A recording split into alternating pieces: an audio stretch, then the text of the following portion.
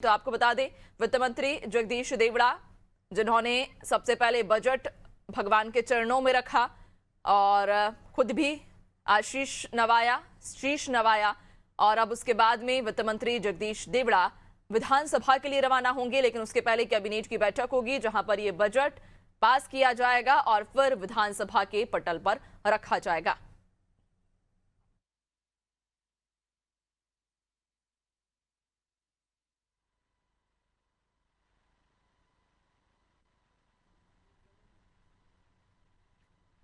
तो आप देख रहे हैं दही शक्कर मीठा खिलाने के बाद जगदीश देवड़ा वित्त मंत्री, उनकी पत्नी ने उनका तिलक लगाया और दही चीनी खिलाई। चूंकि हिंदू संस्कृति में जब भी कोई शुभ कार्य करने जाते हैं तो उससे पहले मुंह मीठा कराया जाता है और जगदीश देवड़ा जो कि वित्त मंत्री हैं, उनकी धर्मपत्नी ने उसी परंपरा का निर्वहन करते हुए सबसे पहले उन्हें दही चीनी और कुछ मीठा खिलाकर उनका मुंह मीठा कराया और उसके बाद अब वित्त मंत्री जगदीश देवड़ा बजट लेकर विधानसभा की ओर रवाना होंगे। लेकिन उसके पहले वे एक प्रेस कॉन्फ्रेंस करेंगे, एक छोटी सी ब्रीफिंग दरअसल वे अब प्रेस के सामने रखेंगे। और ये देखिए, इस टैबलेट में मध्य प्रदेश का बजट है, यानी कि आने वाला साल कैसा होगा मध्य प्रदेश वासियों के लिए ये इस टैबलेट में कैद है। और ये टैबलेट जब ओपन होगा, जब वित्त मंत्री इस टैबलेट को ओपन करके बजट भाषण देंगे तो ये साफ होगा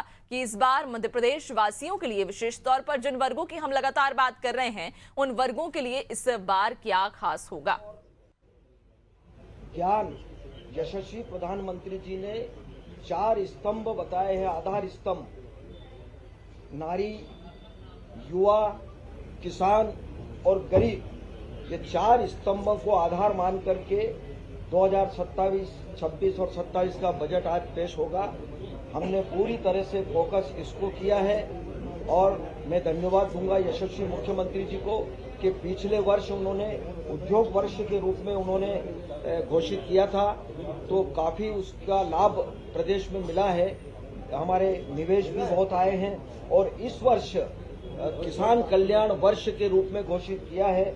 मुझे खुशी है कि हमने बजट में पूरी कोशिश की है कि किसान आत्मनिर्भर बने, उसकी फसल का उचित मूल्य मिले और निश्चित रूप से किसान के ऊपर हमने भी फोकस किया क्योंकि किसान कल्याण वर्ष के रूप में यह घोषित किया है।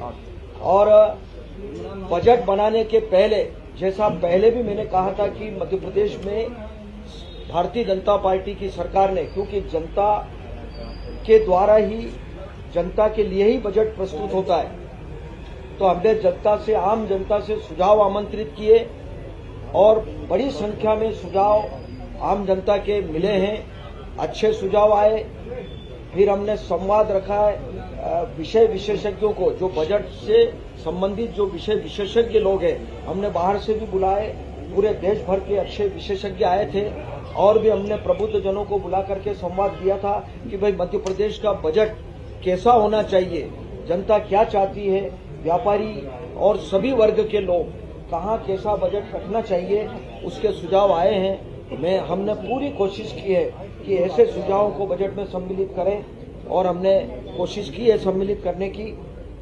आज विधानसभा में बजट प्रस्तुत होगा।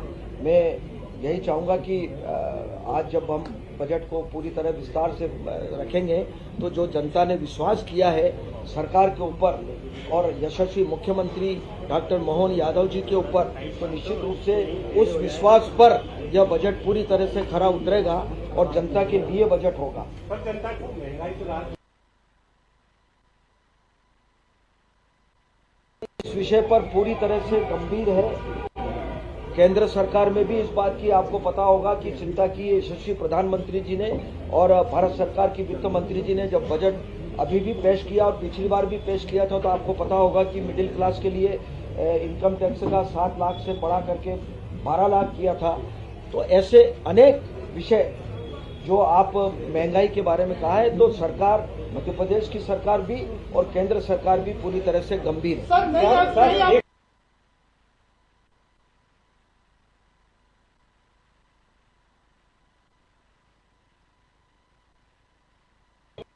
और लाडली इन सारे विषय हर बार आपने बहुत अच्छा सुझाव रखा है। इस पर हम बिल्कुल गंभीरता से विचार करेंगे और कोशिश करेंगे कि इसका समाधान हो। सर नई आबकारी नीति आ जाएगी।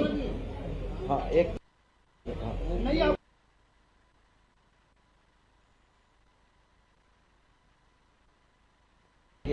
सिंडिकेट खत्म होगा मध्य प्रदेश।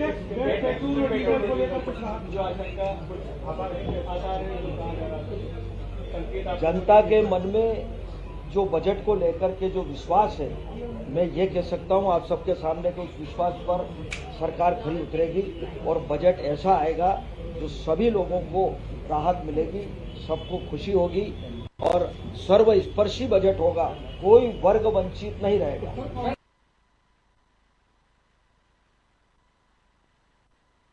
कांग्रेस ने हमेशा, मैं जब से मुझे ये छठा बजट में प्रस्तुत करूंगा, पर एक विषय के अलावा उनके पास कोई विषय नहीं। इस बात को हम कई बार कह चुके हैं, प्रेस में आपके चैनल के सामने कह चुके हैं कि कर्जा नहीं निवेश है। वो कर्जा नहीं निवेश है, पूंजीगत कार्यों के लिए कर्जा लिया जाता है। हिंदुस्तान में कोई प्रदेश ऐसा नहीं होगा जो कर्जा लेकर के डेवलपमेंट के काम नहीं करती है। समय पर कर्जा चुकाना, ब्याज चुकाना, नियम प्रक्रिया से कर्जा लेना, जीएसडीपी का 3% जो कर्जा लेते हैं, एक लिमिट होती है। अभी मध्य प्रदेश की सरकार ने उस लिमिट में कर्जा लिया है। कर्जे लिमिट के बाहर कभी कर्जा नहीं और समय पर हमेशा ब्याज देते। तो उस सारे जितना पूंजीगत कार्यों में, मैंने पहले भी कहा था कि कांग्रेस की सरकार में जब कर्जा लिया तो वेतन भत्ते, पेंशन, उसमें खर्चा किया। और यहाँ मध्य प्रदेश में भारतीय जनता पार्टी की सरकार ने जब भी कर्जा लिया तो पूंजीगत कार्यों के लिए, इंफ्रास्ट्रक्चर के लिए खर्चा किया, दूसरे कामों के लिए कोई खर्चा नहीं किया। आप मध्य प्रदेश की सड़कें देख लें, सिंचाई योजनाएं देख लें, मेडिकल के क्षेत्र में देख लें, हेल्थ एजुकेशन के क्षेत्र में देख लें, और गरीब कल्याण योजनाएं जितनी चल रही है, मुझे लगता है कि ये सारे काम मध्य प्रदेश की सरकार इस बार बार उस विषय को, कर्जा जितना का बजट है उससे ज्यादा कर्जा है। अरे भाई कर्जा है, कर्जा समय पर अलग अलग लेते हैं। केंद्र सरकार की ओर से 50 साल के लिए बिना ब्याज के कर्जा सरकार उपलब्ध करवाती है, अब उसको धीरे धीरे पटाते हैं। लेकिन डेवलपमेंट तो आज दिख रहा है ना मध्य प्रदेश में। बहुत बहुत धन्यवाद। नमस्कार। पहली बार रोलिंग बजट में कितना फायदेमंद होगा? पहले जीरो बजटिंग के हिसाब से था। जब हमने जीरो बजट का शुरू किया था तो उस समय इसका लाभ काफी मिला, क्योंकि पहले विभागों से पूछ लिया जाता था और विभाग भी अपनी डिमांड बताते थे कि भाई हमको इतना बजट चाहिए। तो हमने ये तय किया कि भाई जितना आवंटित आपको, जितना राशि आपको दी गई थी, जितना प्रावधान आपको किया था, आवंटित की गई थी, खर्चा कितना किया, अगर नहीं हो पाया और काम नहीं है तो बजट उतना नहीं मिलेगा। उसके बाद हमने रोलिंग बजट के हिसाब से ये प्रयोग किया है। तो 26, 27, 27, 28, 28, 29 हमने 3 साल आगे तक का हमने रोड मैप की। आने वाले वर्षों में कैसा मध्य प्रदेश में कौन कौन से विभाग में कौन कौन से काम होना है, उस दृष्टि को ध्यान में रखते हुए हमने ये बजट प्रस्तुत किया है। इसका लाभ मिलेगा और निश्चित रूप से वित्तीय प्रबंधन में इसका सहयोग मिलेगा। नहीं है, बिल्कुल नहीं है। बहुत अच्छा, जनता के आशीर्वाद से सरकार अच्छी चल रही है और बेहतर।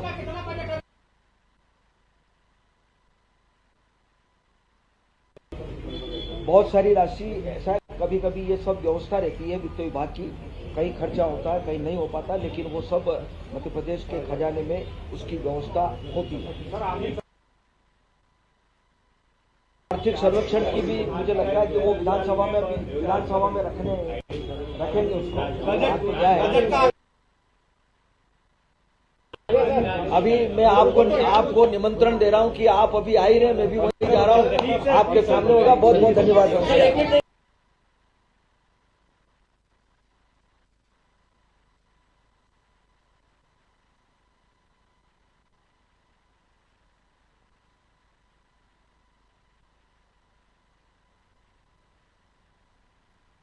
तो वित्त मंत्री जगदीश देवड़ा प्रेस कॉन्फ्रेंस कर रहे थे और प्रेस कॉन्फ्रेंस में उन्होंने मीडिया के सवालों का जवाब दिया। उन्होंने झलक दी कि ये बजट कैसा होगा। आगामी जो बजट हम पेश करने जा रहे हैं, वित्त वर्ष 2026-27 का जो बजट है उसकी क्या रूपरेखा रहने वाली है और ये कैसा बजट होगा, इसकी एक छोटी सी झलक मीडिया के सवालों के जरिए उन्होंने दी। और उन्होंने ये साफ किया कि ये बजट सिर्फ एक बजट नहीं बल्कि एक रोड मैप भी देगा, जो आने वाले 3 साल मध्य प्रदेश में कैसे होंगे, कितना विकास होगा, किन क्षेत्रों में विशेष फोकस रहेगा। इस बजट में उन पर भी जोर दिया गया है, यानी कि आगामी 3 सालों का ये रोड मैप भी बजट पेश करेगा।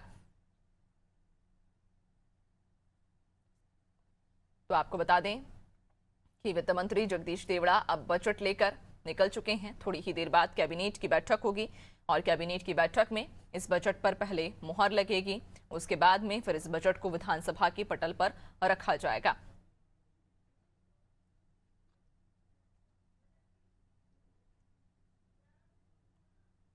तो इस बजट में अगले 2 साल की विकास योजनाओं की आउटलाइन भी शामिल रहेगी। आपको बताते चलें कि ये बजट मध्य प्रदेश वासियों के लिए बेहद महत्वपूर्ण होने जा रहा है।